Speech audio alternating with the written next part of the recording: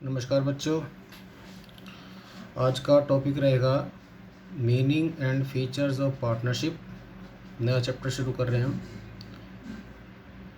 फिर meaning and contents of partnership deed. Homework अभी पिछले चैप्टर में से ही है, 2 इलस्ट्रेशन करनी है आपको। नॉट फॉर प्रॉफिट ऑर्गेनाइजेशन में पेज नंबर 36-39 एनसीईआरटी की बुक में से 2 इलस्ट्रेशन उनकी 13 एंड 14 वो दोनों करनी है। तो आज नया चैप्टर शुरू कर रहे हैं, क्लास वर्क में करना है ये, meaning and features of partnership.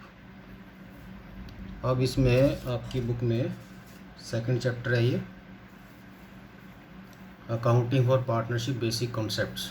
तो सबसे पहले हमने लिया मीनिंग ऑफ पार्टनरशिप, और इसमें देखिए लिखा है partnership form comes into existence when 2 or more person come together to establish business and share its profits।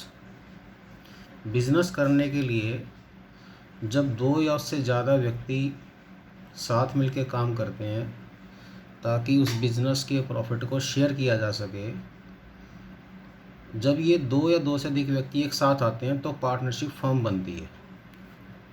अब इसमें डेफिनेशन याद करनी है आपको।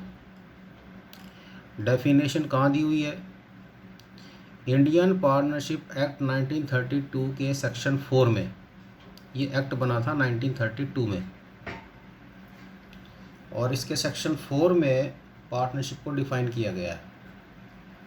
तो पार्टनरशिप को डेफिनेशन क्या दी गई है ध्यान रखना है, सेक्शन 4, और एक्ट का नाम इंडियन पार्टनरशिप एक्ट 1932। दोनों चीज़ें याद रखनी है। कहाँ दी हुई है? एक्ट में। कौन से एक्ट में? पार्टनरशिप एक्ट 1932, उसका सेक्शन 4। क्या लिखा है इसके अंदर? It is a relation between persons. अब रिलेशन तभी होगा जब 2 या 2 से ज़्यादा व्यक्ति होंगे। हु हैव एग्रीड, अब उनके बीच में सहमति होनी चाहिए, एग्रीमेंट होना चाहिए। किस लिए agreement? To share the profits, के प्रॉफिट को शेयर करना। जब तक वो प्रॉफिट डिवाइड नहीं करेंगे पार्टनरशिप नहीं कहलाएगी। देखो 3 बातें यहीं पे नज़र आ गई आपको। कम से कम 2 आदमी को होना ज़रूरी है, बिटवीन पर्सन्स। तो कब होगा? जब at least there must be 2 persons who have agreed, it means there must be an agreement. Agreement for sharing profits, profit को डिवाइड करना। किसका profit? Of a business. Business यानी कि बिजनेस होना ज़रूरी है। कैसा बिजनेस? लीगल बिजनेस होना चाहिए। Carried on by all or any of them acting for all, उस बिजनेस को या तो सभी चलाएं या सबकी ओर से कोई एक।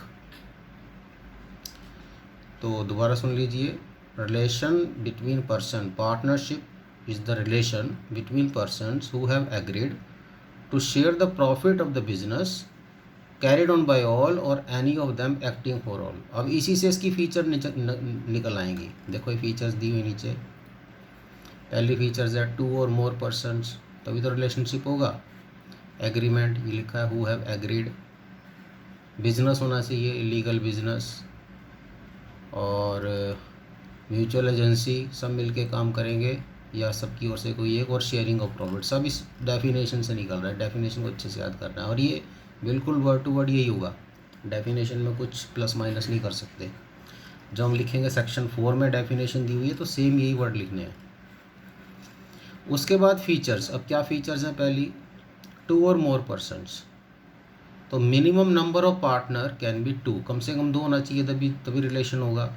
अब मैक्सिमम के बारे में क्या कहा गया है? सेक्शन 646, ये सेक्शन है कंपनी एक्ट 2013 का। ये एक्ट बदल गया। मैक्सिमम नंबर ऑफ पार्टनर, बात हो रही है पार्टनरशिप की, लेकिन डेफिनेशन कौन से एक्ट में दी हुई थी? पार्टनरशिप एक्ट 1932, ये ध्यान रखना है। लेकिन मैक्सिमम नंबर ऑफ पार्टनर कौन से एक्ट की बात कर रहे हैं? Company act 2013। लेकिन बात हो रही है नंबर ऑफ पार्टनर्स की, और इसका सेक्शन 464 क्या कहता है? Central government is empowered, central government को अथॉरिटी है प्रेस्क्राइब करने की कि मैक्सिमम कितने पार्टनर होंगे। लेकिन कितनी पावर है? सेंट्रल गवर्नमेंट को पावर है 100 तक प्रेस्क्राइब करने की। अब चाहे गवर्नमेंट 100 प्रेस्क्राइब करे, 80 करे, 70 करे, 60 करे, 40 करे, 30 करे, ये सेंट्रल गवर्नमेंट की डिस्क्रिशन पावर है। यानी कि सेंट्रल गवर्नमेंट को पावर है कि मैक्सिमम नंबर ऑफ पार्टनर कितना होगा, लेकिन सेंट्रल गवर्नमेंट की पावर कहाँ तक है? 100 तक। लेकिन अभी सेंट्रल गवर्नमेंट ने प्रेस्क्राइब कितना किया हुआ है? 50। ये 100 और 50 बड़े ध्यान से समझना है। Presently prescribed by central government 50, यानी कि सेंट्रल गवर्नमेंट ने प्रेस्क्राइब कितना किया हुआ है? मैक्सिमम नंबर कितना हो सकता है? 50। और सेंट्रल गवर्नमेंट कहाँ तक प्रेस्क्राइब कर सकती है? उसकी अथॉरिटी कहाँ तक है? 100 तक। कहाँ दिया हुआ है? कंपनी एक्ट 2013 464 में, सेक्शन 464। तो ये हो गया minimum to maximum at present 50, और सेंट्रल गवर्नमेंट को पावर है 100 तक प्रेस्क्राइब करने की। Agreement, there must be an agreement. Partnership is the result of an agreement. जब तक एग्रीमेंट नहीं होगा पार्टनरशिप नहीं होगी, एग्रीमेंट होना चाहिए। It may be written, it may be oral. तो रिटन एग्रीमेंट प्रेफरेबल है।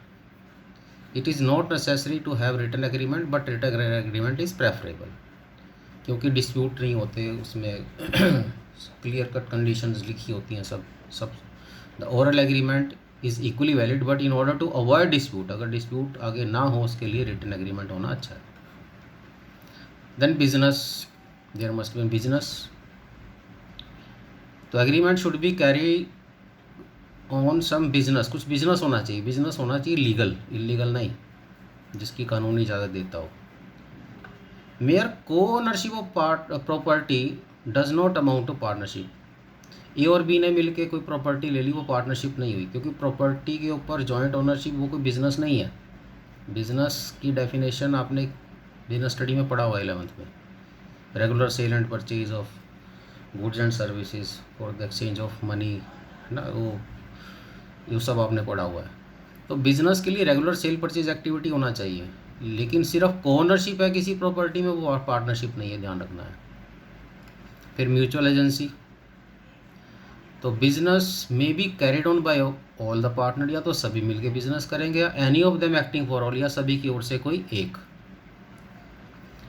Every partner is entitled to participate, हर एक पार्टनर को अधिकार है वो पार्टिसिपेट करे बिजनेस में। दूसरा ये इंपॉर्टेंट है, each partner is principal as well as agent. Principal भी है और एजेंट भी है। अब इसका क्या मतलब हुआ?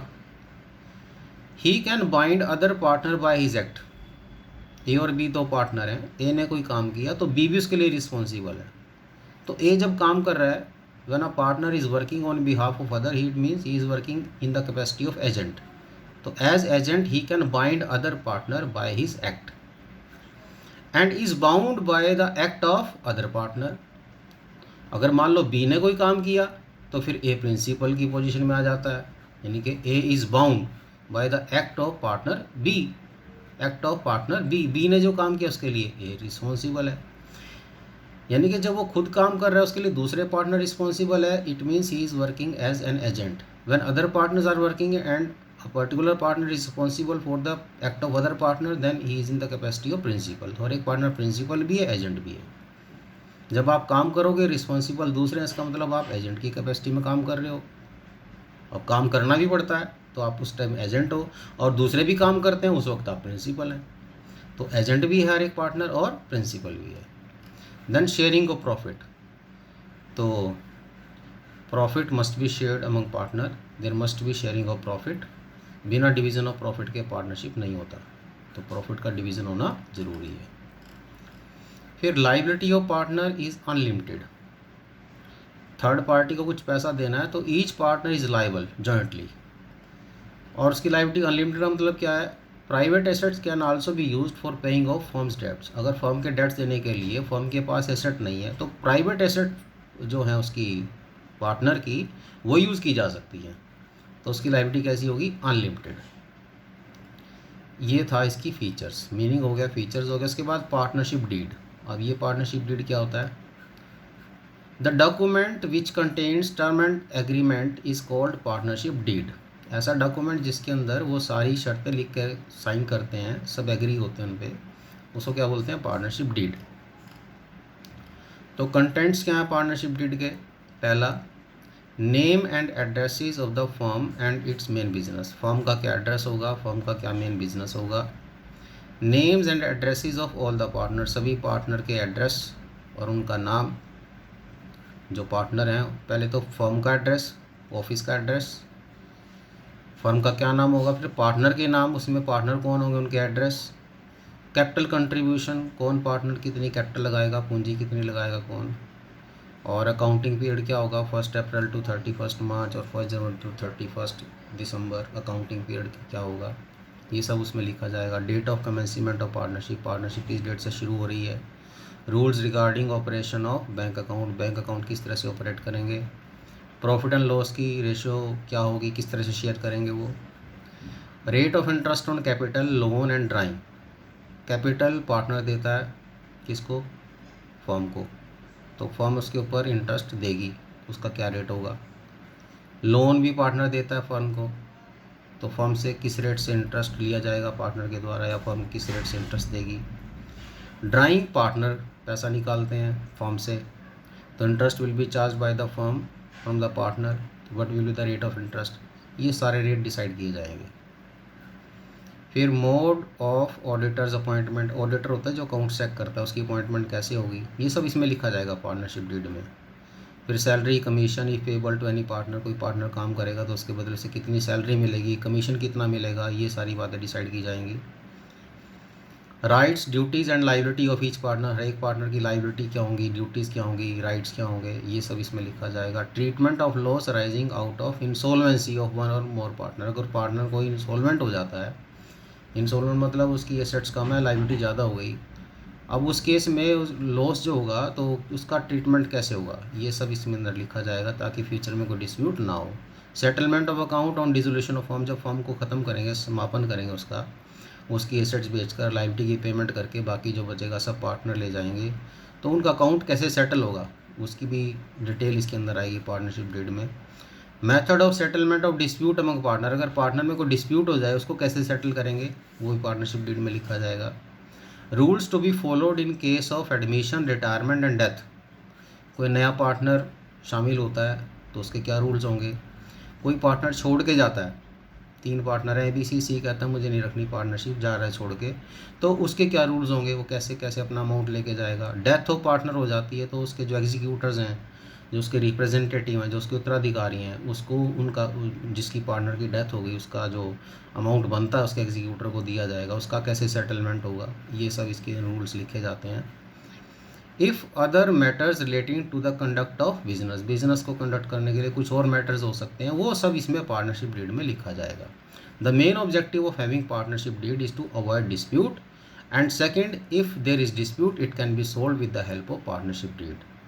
तो ये सारे रूल्स, ये सारी प्रोविज़न जिसके अंदर लिखी जाती हैं।